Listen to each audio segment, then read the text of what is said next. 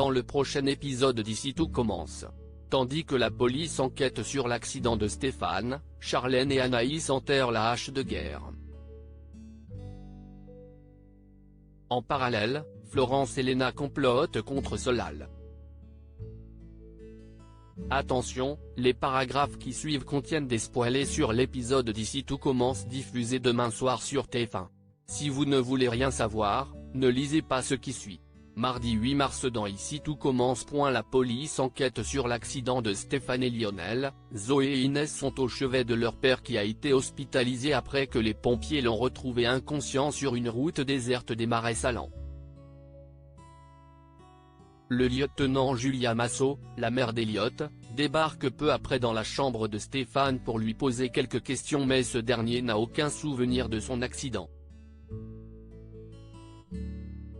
Comme ils ont relevé des traces de freinage sur la route, les enquêteurs pensent qu'une voiture l'a percuté et qu'elle a pris la fuite. C'est pourquoi une enquête a été ouverte.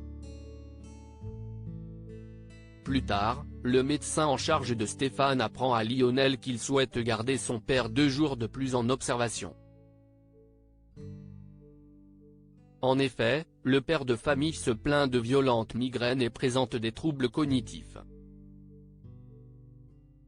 Le médecin aimerait donc vérifier s'il s'agit là des conséquences de son traumatisme crânien en lui faisant passer des examens complémentaires.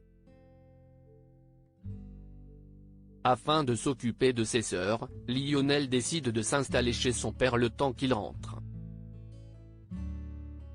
De retour à l'institut, Lionel fait part de ses inquiétudes à Kelly et craint que le médecin ne lui ait pas tout dit concernant l'état de santé de son père. Pour lui changer les idées, Kelly lui conseille de se concentrer sur son plat pour le printemps de la mer mais Lionel souhaite abandonner car il n'a plus la tête à cela. Refusant de le voir passer à côté d'une si belle opportunité, la jeune femme se propose d'apporter des affaires de rechange à Stéphane pour lui laisser le temps de travailler. Lionel acquiesce finalement puis leur discussion est interrompue par Eliott et Julia. Lorsque cette dernière précise qu'une enquête a été ouverte pour délit de fuite, Lionel accuse le coup. Plus tard, Julia interroge Gaëtan qui indique qu'il est arrivé sur les lieux de l'accident en même temps que les pompiers aux alentours de 16 h. Comme ce n'est pas lui qui a prévenu les secours, Julia estime que c'est probablement la personne responsable de l'accident qui l'a fait, d'autant plus que l'appel provenait du téléphone de Stéphane. Par la suite, la policière questionne le gardien des Marais Salants qui déclare avoir entendu un gros coup de frein avant qu'un 4x4 de couleur grise ne prenne la fuite vers 16 h le jour de l'accident. S'il n'est pas parvenu à mémoriser les numéros de la plaque d'immatriculation, il a en revanche remarqué un autocollant jaune avec une encre collée à l'arrière. Peu après, l'enquête progresse avec la découverte de débris d'un phare avant sur les lieux de l'accident. La mère d'Eliott retourne donc à l'hôpital pour réinterroger Stéphane. Au même moment, Kelly débarque pour lui apporter des affaires. Malheureusement, le père de Lionel n'a toujours aucun souvenir de son accident et encore moins de l'autocollant dont lui parle la policière. De retour à l'institut, Kelly aperçoit Antoine monter dans sa voiture. En voyant qu'il s'agit d'un 4x4 gris avec un autocollant jaune représentant une encre marine, elle le prend en photo avant de prévenir Lionel que c'est Antoine qui a renversé son père. Charlène et Anaïs enterrent la hache de guerre. Cela fait 5 jours qu'Anaïs est sans nouvelles de Lorraine Bellevaux.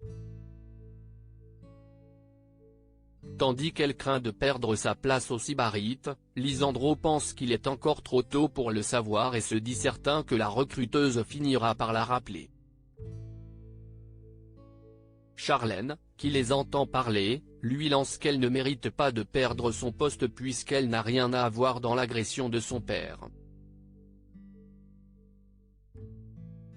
Comme Anaïs est surprise par ce changement d'attitude, sa camarade rétorque que cette histoire est allée un peu trop loin et voudrait enterrer la hache de guerre.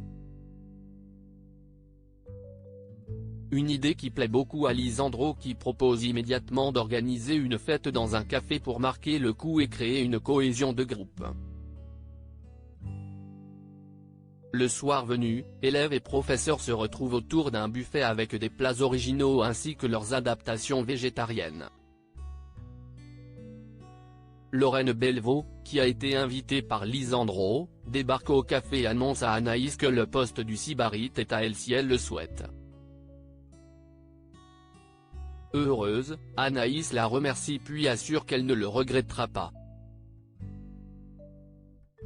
Florence et Léna complotent contre Solal. Florence et Léna ont fait venir la chef Guinaud à la table des Rivières.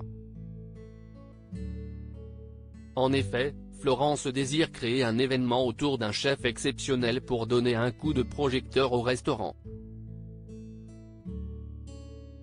Claire étant la candidate idéale, elle voudrait qu'elle s'occupe du menu et de le cuisiner le jour J. Emballée par l'idée, Claire entend cependant regarder l'équipement avant de donner sa réponse. Après avoir fait le tour des lieux, la chef Guinaud donne son accord. Dans la mesure où elle va avoir besoin d'un second pour l'aider à élaborer la carte, Solal soumet immédiatement sa candidature. Claire consent alors à le mettre à l'essai cette semaine aux grands dents de Léna et Florence qui avaient quelqu'un d'autre en tête pour le poste. Plus tard, Gaëtan surprend une discussion entre Florence et Léna dans laquelle la mère de famille promet à sa fille qu'elles réussiront à évincer Solal. Mal à l'aise, Gaëtan rapporte par la suite cette discussion à Solal.